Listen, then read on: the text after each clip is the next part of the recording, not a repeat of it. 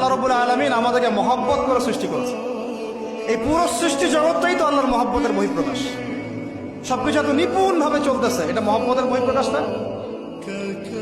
আমি আপনাদেরকে নিয়ে যদি কোনোদিন কক্সবাজারের সৈকতে তারা দেখাতে পারতাম, তাহলে আমি বুঝাইতে পারতাম আপনাদেরকে যে এই মহাবিশ্বটা ঠিকই আছে কিনা। তারার মধ্যে একটা গাণিতিক ক্যালকুলেশন আছে যেটা সবাই জানে না। যারা একটু অ্যাস্ট্রোনমি নিয়ে পড়াশোনা করেছে তারা জানে। আপনার মানে মাথার বিবেকই উল্টায় যাবে যে এত সূক্ষ্মভাবে কিভাবে আল্লাহ রাব্বুল আলামিন এই মহাবিশ্ব সৃষ্টি করলেন। এক চুল এদিক ওদিক হলে পুরো বিশ্ব কায়নাত ধ্বংস হয়ে যায়। এটা কি আল্লাহ পাকের মহব্বতের বহিঃপ্রকাশ না? আল্লাহ পাক তো বরং বলেছেন পুরো সৃষ্টি পরিবারটাই আল্লাহর আহাল, আল্লাহর পরিবারের অন্তর্ভুক্ত। সুবহানাল্লাহ। এমনকি আল্লাহ পাক আমাদেরকে বলেছেন তোমরা জমিনবাসীর সবার উপর রহম করো। ইরহামু মান ফিল আরদ ইয়ারহামুকুম মান ফিস সামা। তোমরা সবার উপর রহম করো, দয়া করো। দয়া রহম এটা তো মহব্বতের একটা অংশ।